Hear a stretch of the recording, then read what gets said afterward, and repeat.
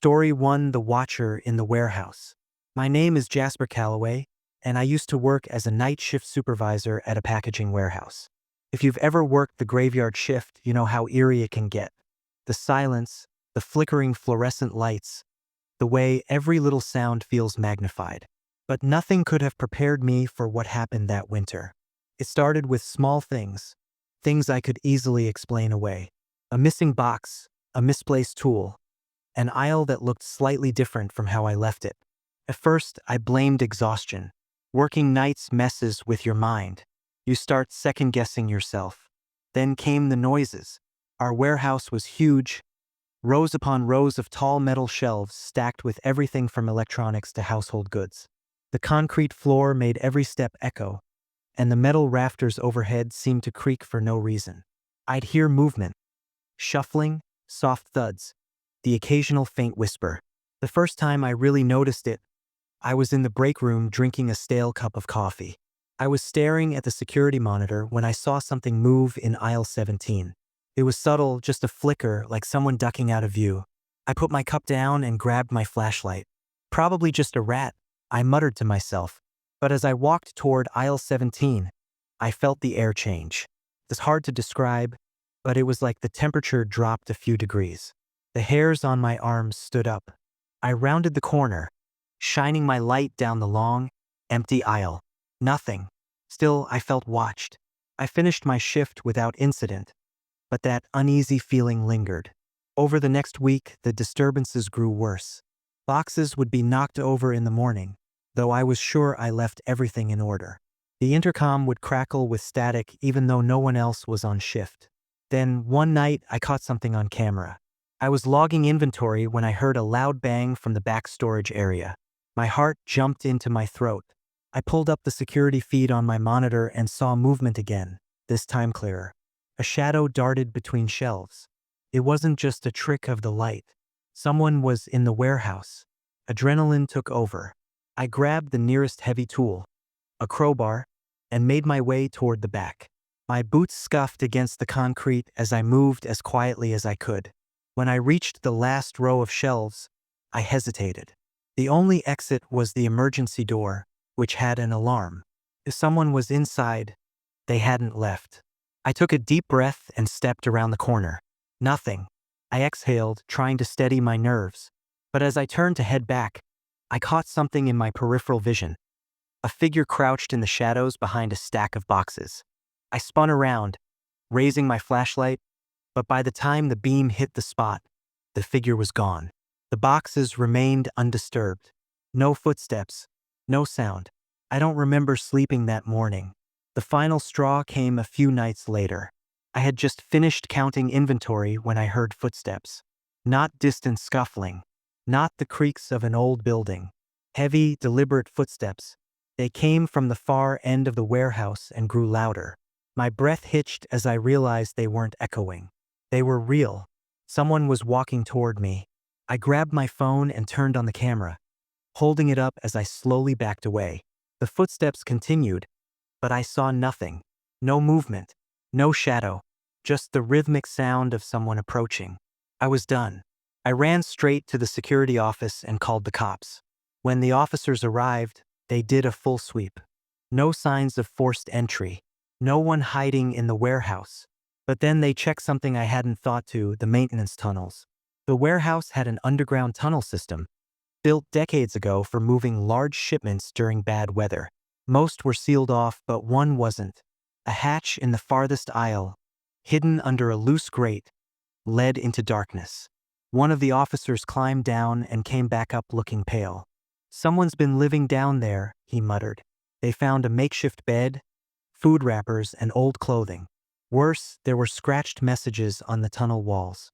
Phrases like, "He doesn't see me," and "I watch from the dark. I quit the next day." I don't know how long that person had been there, how many shifts they had spent watching me. Maybe it was just a desperate homeless man looking for shelter. Or maybe it was something worse, someone who enjoyed the game of hiding in plain sight. Either way, I wasn't going to be the next person to disappear in that warehouse. Story 2: The Last Customer. My name is Lena Vasquez, and for 3 years, I worked the night shift at a 24-hour gas station in a small, rundown town. It wasn't a glamorous job, but it paid the bills.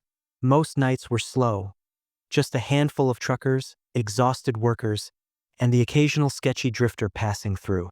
I had my fair share of weird encounters, but none of them stuck with me like the night of the last customer. It was a Wednesday night in late November. Cold air seeped in every time the automatic doors slid open, and I had to keep my hands wrapped around a cup of cheap gas station coffee just to stay warm. Business had been dead for hours. At around 2:45 a.m., I was wiping down the counter when I heard the door chime. I looked up, expecting to see one of the usuals. Maybe a trucker grabbing coffee or a drunk college kid stumbling in for snacks. Instead, a man I didn't recognize stepped inside. He looked out of place like he had stepped straight out of another time.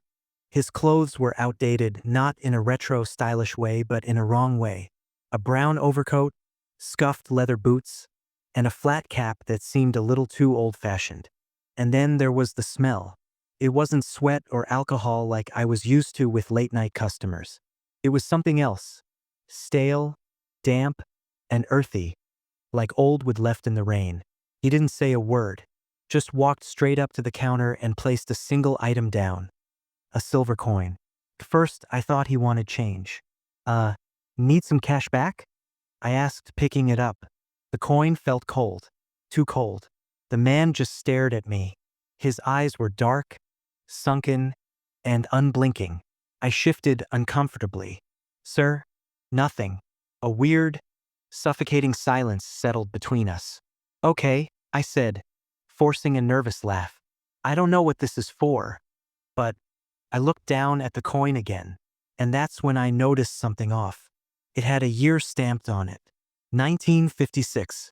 Now, I'm not a coin collector, but I knew that wasn't a modern coin, and it looked pristine.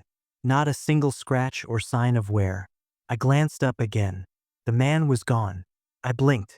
He hadn't moved, hadn't made a sound, but he was no longer standing in front of me. I leaned over the counter to check the aisles. Nothing. The store was empty. The automatic doors never opened.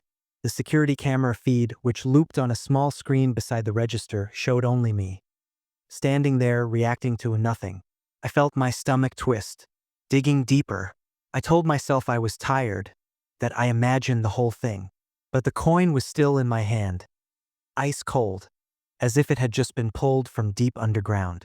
I shoved it in my pocket and tried to shake the feeling of unease.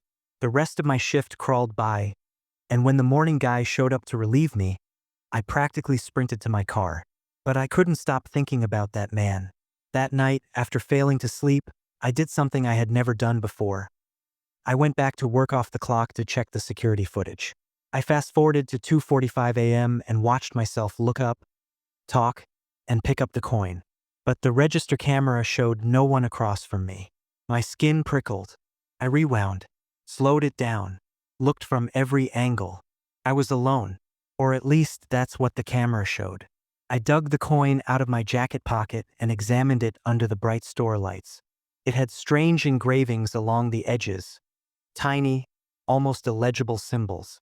But what really made my blood run cold was the name carved into the back.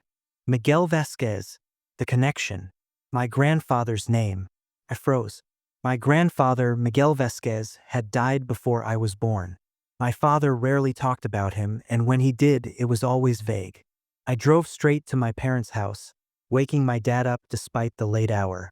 When I showed him the coin, he went pale. "Where did you get this?" he asked, his voice tight. I hesitated. A guy came into the store and left it on the counter. He just disappeared. My dad took a shaky breath. "I haven't seen this in years." "You've seen it before?" He nodded slowly, rubbing his temples like he was trying to piece together something from a dream. "This belonged to my father. He always carried it. Said it was lucky." I swallowed hard. "Why did he stop carrying it?" Dad looked at me, eyes filled with something I couldn't place. "Because he lost it the night he disappeared. A family mystery." My grandfather had vanished in 1956. According to my dad, he worked the night shift at a gas station, the same gas station I worked at now. One evening, he never came home. His car was still parked outside, the register untouched, and no signs of a struggle. He was just gone. The only thing missing, the coin he always carried. No body was ever found. No explanation. Just an unsolved mystery that left my dad and his family without answers. I felt dizzy. You're saying he disappeared while working at my job? And now someone just gave me his coin. Dad didn't answer. He didn't have to. The final encounter. I should have quit. I should have burned that coin and never looked back. But something inside me needed to know the truth. So I went back. The next few nights were uneventful, but I felt it, the presence. Like I was being watched. Then, 1 week later, at exactly 2:45 a.m., the door chimed. I knew before I even looked. The man stood in the doorway, his overcoat damp, his expression blank. I gripped the coin so tightly it dug into my palm. This time, I didn't speak. I just reached out and placed the coin back on the counter. The man stared at it. Then, slowly, he reached out and picked it up. The second his fingers closed around it, every light in the gas station flickered and shut off. The darkness was suffocating. Then the lights snapped back on. The man was gone. This time, when I checked the cameras, there was a glitch, a flicker of static. And for just a second, one frame showed a figure. It wasn't the man. It was my grandfather, Miguel Vasquez. And then he was gone, along with the coin. The aftermath. I quit the next day. I don't know who or what I saw that night. Maybe it was my grandfather trying to find his way home. Maybe it was something else, something trapped between this world and the next. All I know is that ever since that night, I felt lighter, like a weight I didn't even know I was carrying had been lifted. I don't go back to that gas station. I don't check the cameras. And I never, ever take coins from strangers. Story 3: The Patient Who Wasn't There. My name is Dorian Mills, and I worked the night shift as a nurse at a small clinic for almost 10 years. I've seen my fair share of strange things. People walking in with bizarre injuries, patients claiming they could see ghosts, even the occasional person who tried to fake a serious condition just to get pain meds. But nothing, and I mean nothing, has ever unsettled me like the night I met the patient who wasn't there. The arrival. It was late December, just past 2 a.m. The clinic was unusually quiet, with only one other nurse, Rachel, working in the back. We had no patients, no emergencies, just the occasional radio chatter from the security guard outside. I was finishing up paperwork when I heard the front door chime. I looked up to see a woman standing in the entrance. She was barefoot, wearing a thin hospital gown that looked 2 sizes too big.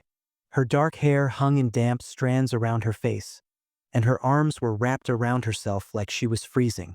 I immediately went into nurse mode. "Ma'am, are you okay? Do you need help?" She didn't respond, just stared at me with wide, glassy eyes. Something about her made my skin prickle.